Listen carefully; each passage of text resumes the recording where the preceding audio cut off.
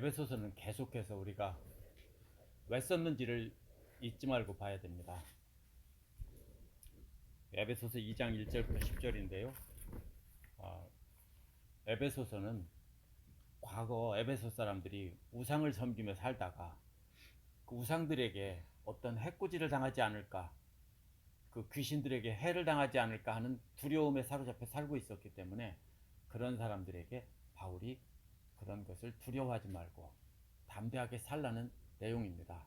그래서 바울이 처음에 한 게 뭐냐면요, 그리스도 사랑 안에서 분명히 믿는다는 소식을 들었는데요, 에베소 사람들은 믿음과 사랑은 있었다고 했습니다. 그래서 믿음과 사랑은 있는데 소망이 없다고 했습니다. 소망은 부르심의 소망을 알게 하고 장차받을 유산이 얼마나 풍부한지 알고 강한 힘으로 역사하시는 그 역사하심이 우리 안에 뚫고 들어오는데 그 하나님의 엄청난 능력이 얼마나 큰지를 아는 것이 이 소망이라고 했습니다. 그래서 이것이 지금까지 말한 내용입니다. 소망을 가지라는 겁니다. 두려워하지 말고 영원한 소망을 가지라는 겁니다. 근데 오늘 말씀은 그 소망을 깨닫게 하기 위해서 과거와 현재의 상태를 비교하며 그 놀라운 소망을 회상하게 하려는 겁니다. 그렇죠? 어떤 사람이 열심히 다이어트를 하고 운동을 해서 날씬해졌는데 과거에 120kg였는데 지금은 60kg가 되었다. 그럼 어떻겠습니까? 지금 60kg가 된 몸매로 한번 과거 120kg였던 때를 한번 상상해보라, 생각해보라.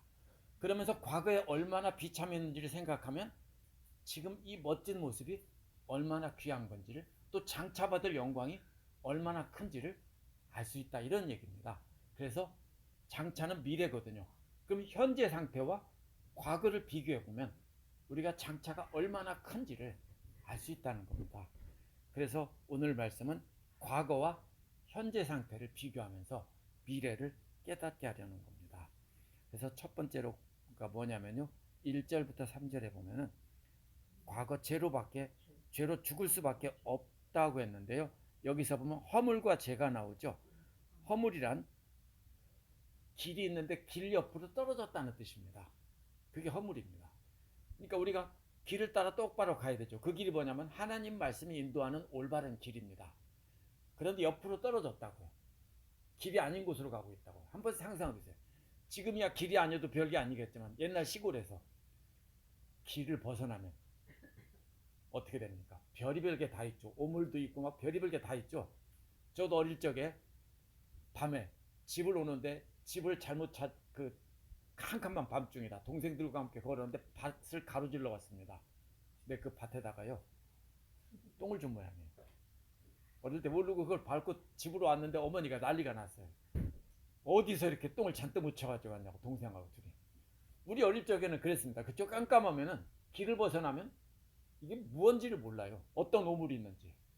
그런데 지금 바로 이 허물이라는 게 길을 벗어나서 걸어가고 있다는 뜻입니다.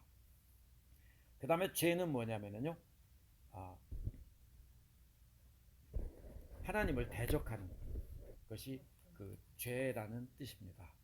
그래서 하나님이 인도하는 올바른 길에, 말씀 순종하는 길에서 벗어났고, 죄는 하나님을 대적하는 행동인데요, 종합적인 죄악입니다. 그러니까 허물보다 죄가 조금 더 강하겠죠. 허물은 길을 벗어나서 하나님 말 안 듣고 가는 거라면, 죄는 하나님께 대들고 따지는 겁니다. 그렇죠? 자식이라면 그런 겁니다. 우리가 부모님께 어릴 때 말 안 듣고 부모님이 원하지 않는 길로 우리 멋대로 사는 것은 허물이고요, 부모님께 왜 그러냐고 막 대들고 악을 박박 쓰면 그게 죄입니다. 그래서 허물과 죄는 이렇게 다른 것입니다. 그래서 허물과 죄로 죽을 수밖에 없던 사람들인데요, 그때 여러분은 허물과 죄 가운데서 뭐를 따라 살았냐면 세상의 풍조를 따라 살았다고 했죠. 이 세상의 풍조라는 말은 이게 신의 이름일 수도 있고 그리스도 이전의 시대일 수도 있어요. 이게 시대라는 뜻이에요. 풍조라는 말은 시대. 세상의 시대라는 것은 예수 그리스도 오시기 전의 시대일 수도 있고 믿기 전의 시대일 수도 있고, 또 이것은 그리스 사람들이 섬기던 신의 이름일 수도 있어요. 그래서 과거에 예수를 믿기 전에, 예수 그리스도 이전에 살았던 그것을 세상 풍조를 따라 샀다는 것이, 이게 뭐가 연관됩니까? 허물과 짝이 되는 거죠. 허물이 하나님의 길을 벗어난 거라면 세상의 풍조가 바로 풍조를 따라 사는 것이 바로 허물입니다. 그래서 공중의 권세 잡은 통치자, 이 공중이 뭐냐면요, 그리스 사람들이나 히브리 사람들이 말하는 하늘은 두 가지가 있습니다. 하나님이 계신 하늘이 있고, 그 다음에 인간들이 사는 땅이 있다면 그 하늘이라는 건 공중이 아니에요. 근데 하나님이 계신 곳과 인간들이 사는 그 중간을 뭐라고 부르냐면 공중인데요. 이 허공, 비행기 날아다니는 허공이 아니고 그곳은 악한 신들의 공간입니다. 그래서 공중의 권세 잡은 자는요, 권세 잡은 자는 그러한 악한 신들, 공기라는 뜻인데요. 서양 사람들의 생각하는 에어 하면 뭡니까? 분위기, 이런 생각이 나죠. 그런데 이것은 그런 에어가 아니고 하나님과 인간 사이의 중간쯤에 있는 악한 신들의 영역, 이런 뜻입니다. 그래서 지금 곧 지금 불순종의 자식들 가운데서 역사하는, 작용하는 영을 따라 살았습니다. 그 공중의 권세 잡은 악한 영들이 누굽니까? 바로 불순종의 그 자식들 가운데서 지금 작용한다고요. 그럼 누구죠? 예수를 믿지 않는 사람들 안에서 작용하는 영이죠. 근데 과거 너희들도 그렇게 살았다는 겁니다. 그리스도 밖에 있는 모든 사람들이요, 불순종의 자식들입니다. 세상을 지배하고 있는 공중 권세 잡은 자들은 그리스도에게는 패했지만, 요한계시록에서 요즘에 나오죠, 완전히 항복한 것은 아닙니다. 아직 하나님께서 놔둔 거죠. 그래서 요한계시록에서는 결박해서 무저갱에 가두었다고 했는데 실제로 갇혀 있는 게 아니라 사탄이 그 권세가 제한된 것이라고 했습니다. 그런데 여전히 불순종의 자식들 안에서는 그것이 역사하고, 하나님께서 묶어두셨기 때문에 바로 순종하는 믿음의 자녀들에게는 건드리지 못한다는 뜻입니다. 그래서 예수 믿지 않는 자들에게 작용하고 있는데요. 그래서 요한계시록에서도 사탄이 잠시 풀려날 때 불순종의 자식들을 모아서 순종의 자녀들을, 믿음의 자녀들을 대적하려고 올라간다라고 했죠. 이런 이방인 사람들의, 성도들의 과거 상태를 강조한 것은요, 예수 그리스도 안에 있는 역사하시는 하나님의 놀라운 능력이 얼마나 큰지를 말해주기 위해서 그렇게 말한 겁니다. 이제 3절을 보겠습니다. 그래서 우리 모두 전에는, 우리가 누굽니까? 에베소 성도들이 아니에요. 우리는 흔히 생각할 때 에베소 성도라고 생각하겠지만, 바울이 말하는 우리라는 것은 바울과 함께 선교하던 선교팀이에요. 바울과 함께는 선교팀이 우리예요. 그럼 우리는 누구냐면 유대인들이에요. 이방인들만 그렇게 사는 게 아니라 유대인인 우리도 과거에 역시 그렇게 살았다는 겁니다. 유대인들은 뭐라고 생각합니까?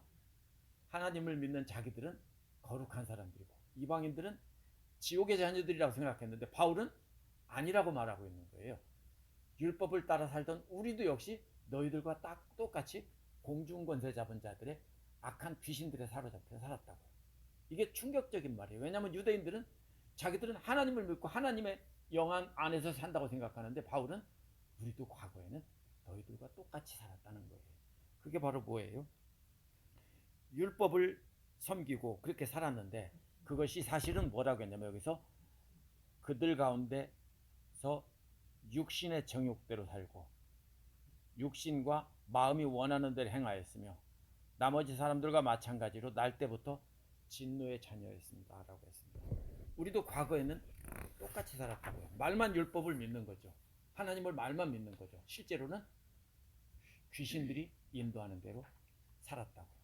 거꾸로 뒤집혔다라는 뜻입니다. 그래서 그 육신의 정욕대로 살았다는 거는요, 하나님을 섬기고 살았어야 되는데 반대로 거꾸로 뒤집혀서 살았다는 거예요. 그래서 뭐라고 했습니까? 여기서는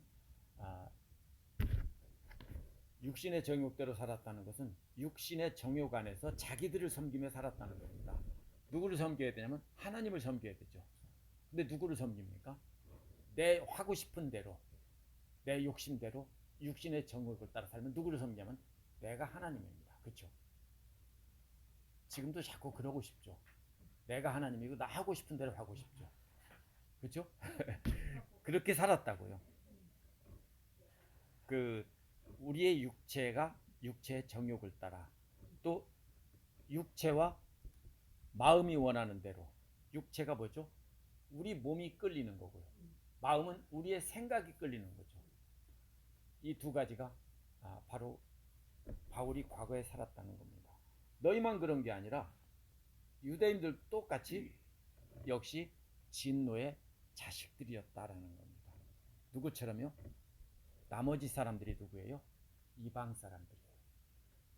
그럼 이거 바울을 왜 죽이려고 했는지 알 수 있겠죠. 유대인들이 바울을 죽이려고 한 게 이것 때문에 그래요. 자기들은 하나님의 자녀고 이방인들은 마귀의 자식들인데 바울은 예수를 안 믿으면 너나 나나 다 과거에 다 지옥의 자식이었고 육신의 정욕 따라 살았어. 너희들이 말로는 하나님 믿는다고 하고 성경을 믿는다고 하지만 실제로 너희들 육신의 욕심대로 살잖아. 하나님을 믿지 않잖아. 그리고 예수를 믿는 사람만이 예수 그리스도를 따라 예수 그리스도의 종으로 산다는 겁니다. 그래서 바울은 편지를 쓸 때 처음에 그렇게 뭐라고 합니까? 자주 예수 그리스도의 종 이렇게 말하죠. 육신의 종이 아니고요. 그래서 이방인들은 공중의 권세를 잡은 자들을 따라 살았지만 유대인들도 역시 율법을 이용해서 육신의 정욕을 따라 살았다는 겁니다. 똑같다는 겁니다. 그러면 역시 오늘날도 마찬가지입니다. 우리는 쉽게 그렇게 말하죠. 예수를 믿기만 하면 구원을 받는다. 그러니까 어떻게 살아요? 아무렇게나 살죠. 그래서 예수 믿는 사람이나 안 믿는 사람이나 똑같고요. 저는 솔직히 말해서 예수 안 믿는 사람들이 더 인간적이고 훨씬 더 부드럽고 좋은 사람들이 더 많아요. 예수 믿는 사람들은 외골수인데다가요. 남의 말은 들을 줄도 모르고 자기들밖에 몰라요. 이게 왜 그래요? 우리는 믿어서 구원받았어. 이러고요. 아무렇게나 살아요. 결국 그러면 뭐예요? 과거 바울이 섬겼던 그 율법을 따라 살던 진노의 자식인 거예요. 우리가 믿는다는 것은 순종의 자녀라는 건 뭡니까? 부모님의 말씀을 잘 듣는 것이 순종의 자녀예요. 그런데 내가 우리 아버지의 자식이라고 우리 엄마의 자식이라고 내 멋대로 살면은 그게 뭡니까?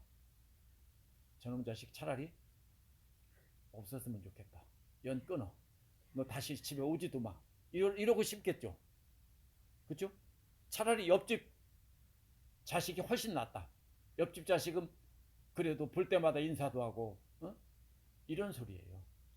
이게 우리가 예수를 믿는다고 하면서 말로만 믿는다고 하고 너무 값싼 복음을 선포했어요. 믿기만 하면 구원받는다. 그게 바로 뭐냐면요. 결국 극단적으로 가면 구원파예요. 구원파들은요. 믿음으로 구원받았다고요. 거기서 조금 더 이렇게 들어오면 무슨 얘기가 되냐면요. 이 오직 믿음으로 구원받는다고 하는 이신칭의 로마서에 처음에 나오는 오직 율법이 아니라 믿음으로 구원받는다. 이걸 가지고서 종교개혁자들을 따라서 개혁주의 신앙을 따른다고 하면서 사실은 뭡니까? 자기 자신을 섬기는 거예요. 그러면서 믿는다라고 그래요. 그러면요. 이 차이를 잘 알아야 돼요.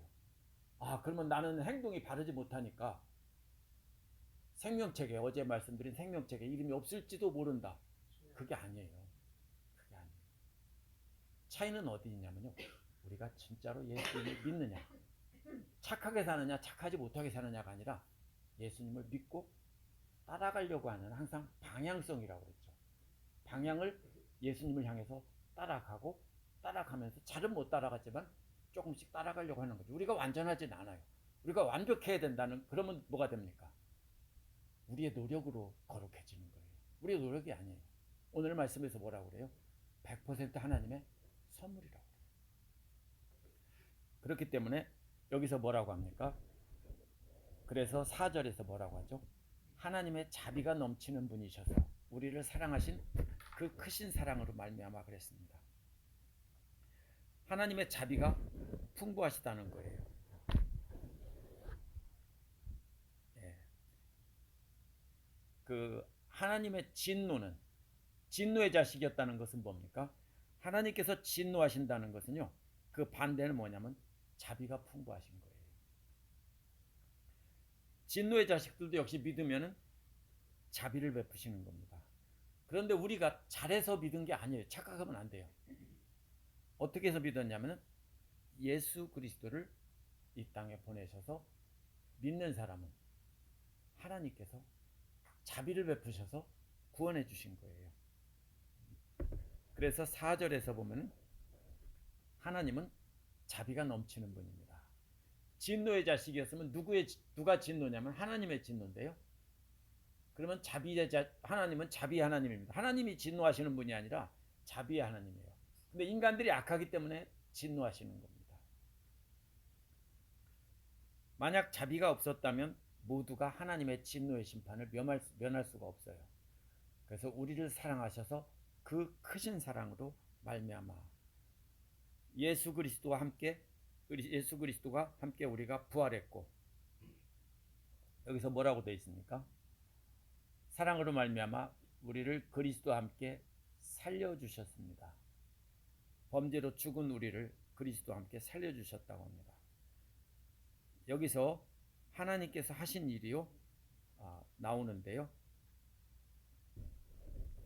하나님께서 세 가지 하신 일이 나옵니다. 첫 번째는 5절에 보면은요, 6절에 보면은 5절에 보면은 이게 잘 안 보여서 어렵습니다. 범죄로 죽은 우리를 살려주셨습니다. 괜찮아요. 됐어요. 살리셨다는 말은요, 이 함께 생명을 주셨다는 말이에요. 이게 무슨 말이냐면 생명을 주셨다는 게 사람을 흙으로 만들어요. 그렇죠? 하나님께서 흙으로 만드시고 거기에 생명을 주셨죠. 생명이 없는 것을 생명이 있게 하는 거예요. 근데 이게 함께 생명을 주셨다는 거예요. 누구와 함께요? 그리스도와 함께 생명을 주셨다는 거예요. 그래서 여기서 보면 그리스도와 함께 살리셨다라고 그랬죠. 그리스도 안에서 함께 생명을 주셨어요. 눈 부셔요. 괜찮아요. 그냥 꺼주세요. 괜찮아요. 그리고 함께 구원받은 자들이 됐어요. 함께 살리셔서 함께 그리스도와 함께 완전히 구원받은 자들이 됐습니다. 그래서 6절에 보면은요, 어떻게 살리셨는지 설명하고 있어요. 원래는 사망 권세에 사로잡혀 있었는데 이제는 첫 번째가 뭐냐면 6절에 보면 우리를 그분과 함께 살리시고 그랬죠. 이것은 앞에서 생명을 준다는 말과 다른 말이에요. 이건 일으킨다는 거예요. 함께 일으킨다는 거예요. 죽은 시체였던 것을 일으켜 세운다는 거예요. 이게 첫 번째 단계예요.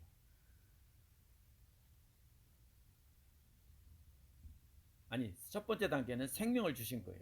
생명을 주셔서 살아나게 했죠. 그러면 아직 누워있는 거죠. 이게 세 개가.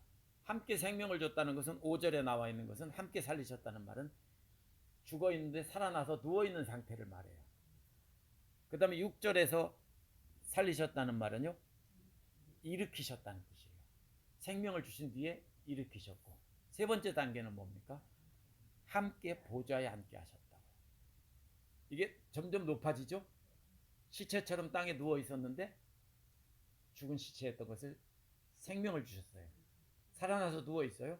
그 다음에 그리스도와 함께 일으켜 세우셨어요. 그 다음에는 더 높여서 하늘 보좌로 예수 그리스도와 함께 보좌에 앉게 하셨다는 거예요. 이것이 세 단계로 죄로 말미암아 사탄의 악한 공중 권세 잡은 자들에게 사로잡혀서 죽은 시체와 같았는데 그렇게 생명 주시고 일으켜 주셔서 하나님의 보좌에 예수 그리스도와 함께 앉게 하셨다는 겁니다. 그래서 1절에서 악한 세력에게 사로잡혀 죽은 상태에 있던 사람들을 그리스도 안에서 그 사슬이 풀려났고요. 골로새서에서는 심령과 연결돼서 이 말을 하고 있는데요. 여기서는 1절에 죽음과 연관해서 이렇게 말하고 있습니다. 허물과 죄로 죽었던 사람입니다. 그러면 우리의 태도는 어때야 됩니까? 하는 겁니다.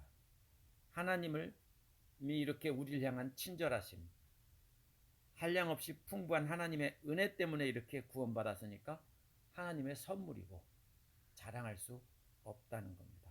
그래서 8절에서 뭐라고 말합니까?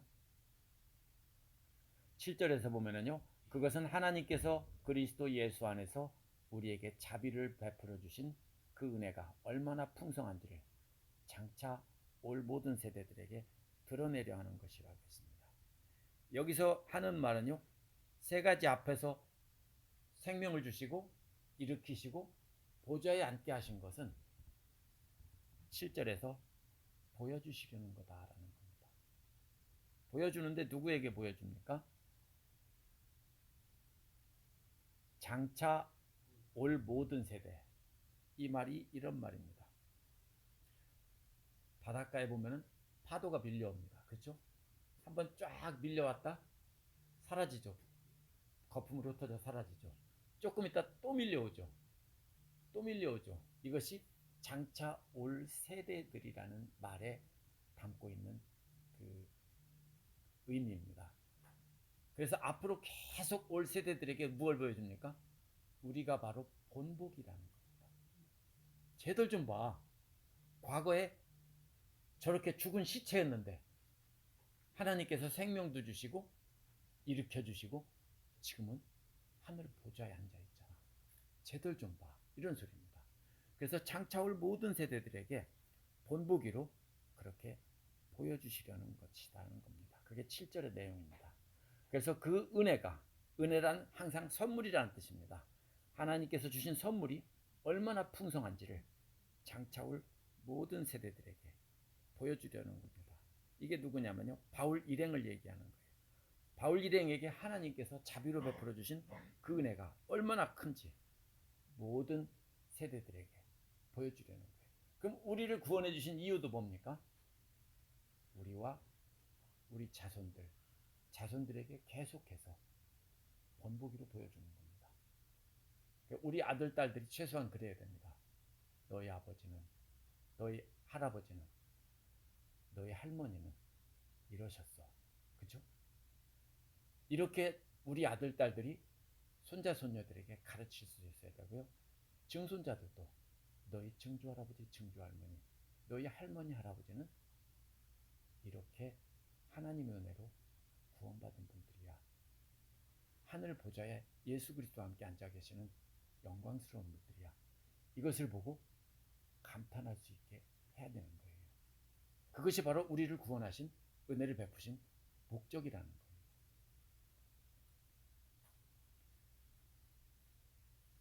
그래서 이것이 8절에서 뭐라고 말하냐면요, 여러분은 믿음을 통하여 은혜로 구원받았다는 거예요.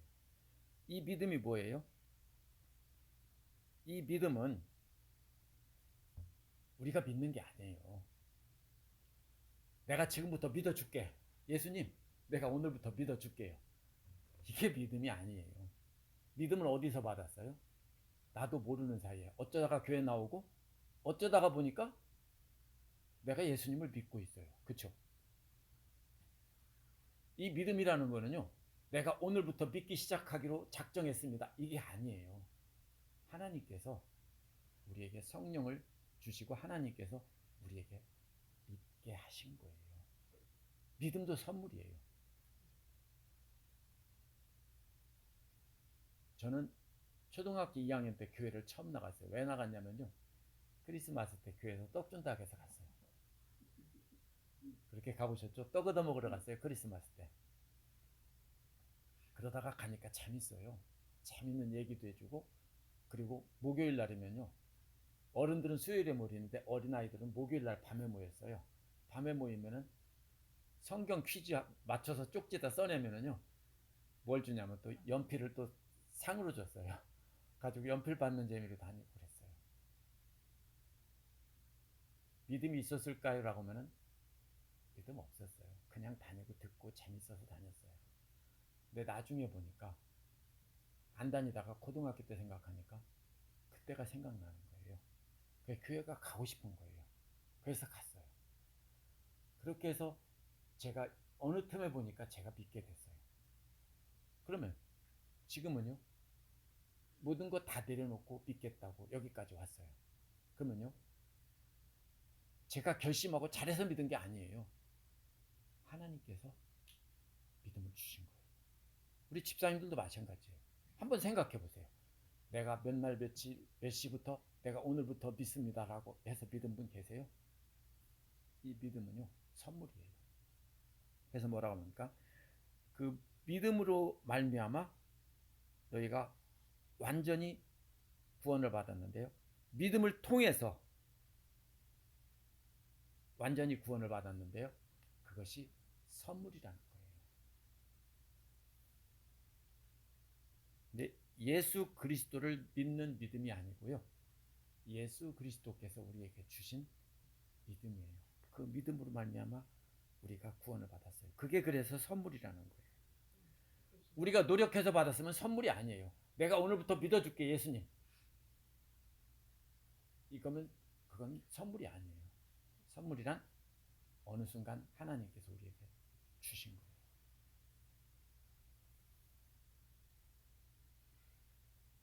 그래서 바로 이어서 뭐라고 말하냐면요. 믿음이 뭐라고 말합니까? 8절에 보면 여러분에게서 난 것이 아니고 하나님의 선물이다. 그랬죠. 너에게서 난 것이 아니야 이러는 거죠. 착각하지 마 이러는 겁니다. 하나님의 선물이라고. 그래서 9절에서 뭐라고 말합니까? 오해할까봐 또 말하죠. 행위에서 난 것이 아니라고 했습니다. 아무도 자랑할 수 없습니다. 이게 누구를 두고 하느냐 말하자면 특별히 유대인들이 행위를 자랑했어요. 율법을 지키는 거. 그거 아니야. 아무도 자랑할 수 없어. 그게 뭡니까? 이방인들도 자랑할 수 없고 유대인들도 자랑할 수 없어요. 우리가 뭐라고 해요? 목회자들도요. 성골이 있고 진골이 있고 개골이 있다고 농담식으로 말해요. 성골은 뭡니까? 신라시대 왕족들에서 태어난 건 성골이고요. 왕족과 귀족 사이에서 태어난 사람은 진골이고요. 개골이란 말은 없어요. 육두품이에요. 그 아래 높은 사람들은 육두품인데요. 뭐가 성골이냐면요. 부모님이 양가 부모님이 목사님이면은 성골이라고 했어요. 장난으로. 농담 삼아서.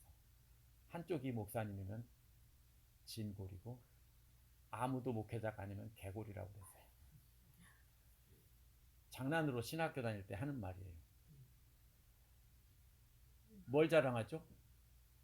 우리가 믿음이 부모님의 믿음, 조상들의 믿음, 다른 사람의 믿음을 자랑하면 뭐가 돼요?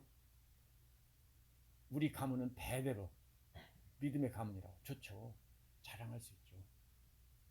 근데 사실은 자랑거리가 아니에요. 왜요? 그 예수 그리스도께서 선물로 주신 그 믿음을 받은 것이 자랑거리지 우리 조상들이 훌륭한 분들이었다고 자랑할 수는 없어요.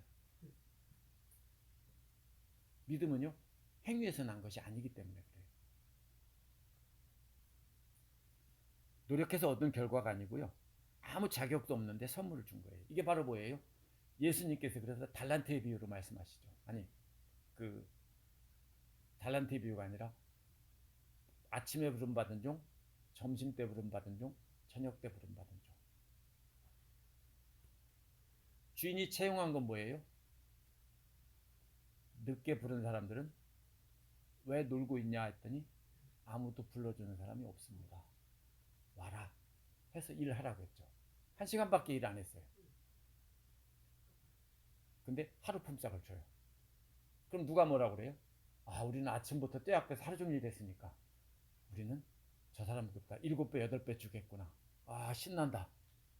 근데 아침에 한 데나리온씩 계약했거든요. 똑같이 주니까 난리를 내죠. 왜요?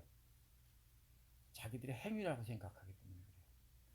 근데 그 일꾼은 포도원 주인은 뭐라고 하고 준 거예요?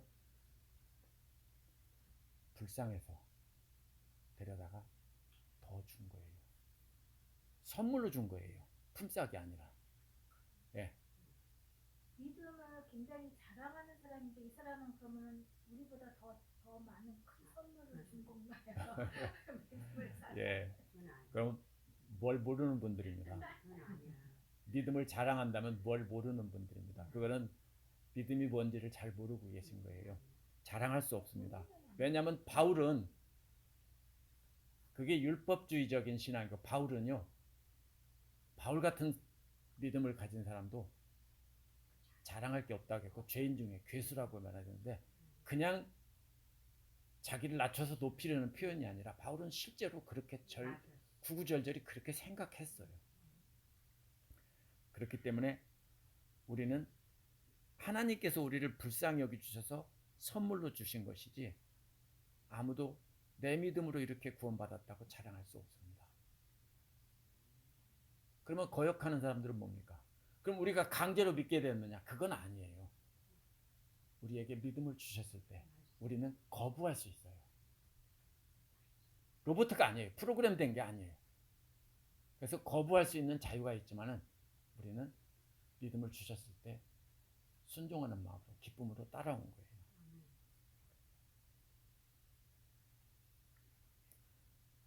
어제 효담자매가 왔는데요. 효담자매는 박진양 집사님 친구의 딸이에요. 근데 전에 우리 교회 출석하면서 그냥 박진양 집사님 따라왔거든요. 부모님도 예수 안 믿는 사람이고 교회 한 번도 가본 적이 없는 사람이에요. 근데 교회 와서 예배드리고 설교 듣다가 왠지 마음이 이상해요. 또 이렇게 어떤 기쁨이 있다고 하면서 박진양 집사님을 통해서 이야기를 하고 싶다고 해서 이야기를 했어요. 그래서 가기 전에 제가 따로 만나서 박진양 집사님과 함께 앉아서 사무실에서 이제 전도를 했어요. 믿겠느냐 그랬더니 믿겠다고 해서 제가 영접하는 기도를 해주고 떠나 보냈어요. 그리고 제가 집사님들한테 기도해 달라고 했거든요. 근데 한국에서 교회를 갔다는 소식을 들었어요. 잘 다니고 있대요. 이번에 오면서 그 요하네스 마르코스라고 하는, 그게 누구냐면 요한 마가의 라틴어예요. 마가복음을 기록한 요한 마가를 김성일이라는 소설가가 쓴 3권의 책을 들고 왔어요. 선물이라고. 읽고 드릴게요. 한번 보셔요. 그런데 그 자매가 누가 전도해서 믿었을까요? 아니에요. 그죠? 전도한 적 없어요. 그러면요, 하나님께서 수십 년간 교회를 다녔어도 안 믿는 분들은 안 믿죠. 택하신 거죠. 그렇죠? 이것을 가만히 생각해 보면요, 믿음은요 선물이 맞아요. 그런데 그럼 왜 설교를 하고 왜 가르치고 왜 예수 믿으라고 자꾸 권하느냐? 하나님께서는 동일하게 다른 분들한테도 다 주셨는데 내가 강하고 내 자아가 강해서 거부하고 대적하고 있는 거예요. 그래서 그걸 말하는 거예요. 그래서 여기서 보면은요, 이것은 바리새파를 두고 한 말이에요. 그들이 율법으로 구원받았다고 생각하기 때문에 율법을 지키지 못하는 사람들은 멸시했거든요. 그래서 그들은 죽도록 노력하며 믿음 생활을 했어요. 바리새파 사람들은. 우리가 생각할 때는 못된 바리새파 같은 놈들. 전에 그 교회 다닐 때 젊을 때 그랬어요. 다른 분들이 이 바리새인 같은 놈들 이렇게 이런 식으로 장난하고 그랬어요. 근데 우리가 몰라서 그랬어요. 이 사람들은요 목숨 걸고 믿었던 사람들이에요. 뭐를요? 율법의 행위를 지키는 것을 목숨처럼 지켰어요. 그러면 거룩해진다고 하고 구원받는다고 생각했어요. 그런데요, 그렇게 하다 보니까 자기들처럼 그렇게 하는 사람은 거룩하고 아닌 사람들은 멸시하기 시작했어요. 왜? 우리 그렇게 쉽죠. 나처럼 주일 잘 지키고 헌금 잘하고 예배 잘 드리는 사람은, 봉사 많이 하는 사람은 거룩한 사람인데, 저것들은 교회를 그렇게 다녔어도 아무것도 안 해. 이렇게 혹시 생각하지 않으세요? 마음속으로? 말은 안 해도. 그럼 뭐예요 그게요?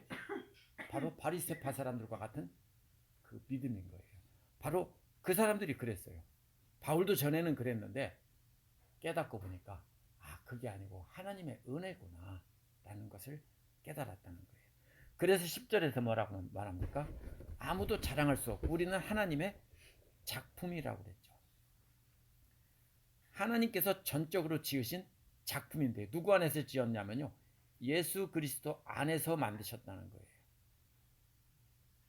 예수 그리스도가 도구예요. 우리를 작품으로 만든 도구예요. 예수 그리스도 안에서 우리를 작품으로 만들었어요. 지었다고요. 선물보다 더 멋지죠. 하나님께서 우리를 지은 작품입니다. 그래서 뭐 했어요? 여기서 보면요, 미리 하나님의 그런, 여기 보면은 뭐를 따라서 이렇게 미리 준비하신 것은 하나님께서 미리 준비하셨어요. 그 뜻에 따라.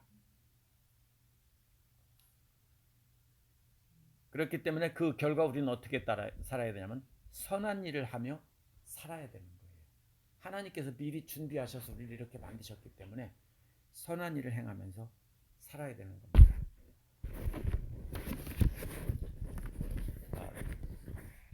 예를 들자면 이런 것입니다. 제 자랑은 아니고요. 제가 학교에서 교사로 근무할 때는 꽤 유명한 음악 교사였어요. 그래서 경연대회에 나가면은 항상 1등 했어요. 그러니까 나중에는 막 8번, 9번, 10번 계속 1등하고 전국대회 가서 1등하면요, 뭐라고 하냐면 어떤 음악 선생님들은 막 뭐라고 해요. 나오지 말라고 하고 애들 데리고 나오지 말라고, 경연대회 나오지 말라고 그래요. 그래서 안 나가기도 하고요. 일부러 2등 하기도 했어요. 근데요, 제 아이들이 어떤 애들이냐면 시골에 전교생이 한 학년이 52명이에요. 아주 깡시골 2반 있는 학교예요. 그러면 대전이나 이런 대도시에는, 큰 도시에서 한 학년에 500명씩 되는 10배 되는 그런 학교에서 온 애들하고 따지면 사실 인간적으로 생각하면 누가 더 나아야 되냐면 큰 학교가 나아야 되죠. 근데 항상 1등 했어요. 제가 큰 학교로 가도 1등 했고 산골 학교에서도 1등 했어요. 왜요? 그럼 그 아이들이 뭐라고 그래요? 아, 우리가 잘해서 1등 했어. 그렇게 말할 수 있습니까? 아니에요. 그건 다 뭐냐면요, 지도교사가 만든 작품이에요. 선발을 어떻게 하느냐면요, 악기 연주 잘하는 애들 안 뽑아요. 저는요, 애들 하나씩 하나씩 불러가지고요, 쉬는 시간마다 아이들 다 불러가지고서 제가 리듬 악보를 그려주고 박수를 쳐보게 해서 그 박수를 치는 박자의 간격과 그 새는 음악적인 감성을요, 그 아이가 찾아요. 하나도 못해도요, 그것만 시켜보면 제가 찾아요. 그렇게 해서 골라서 그 아이들을 데리고서 훈련을 시키고, 호흡 훈련부터 악기를 연주하는 것까지 시키고, 그 다음에 악보를 제가 해석하고 정확하게 통일해서 연주를 해요.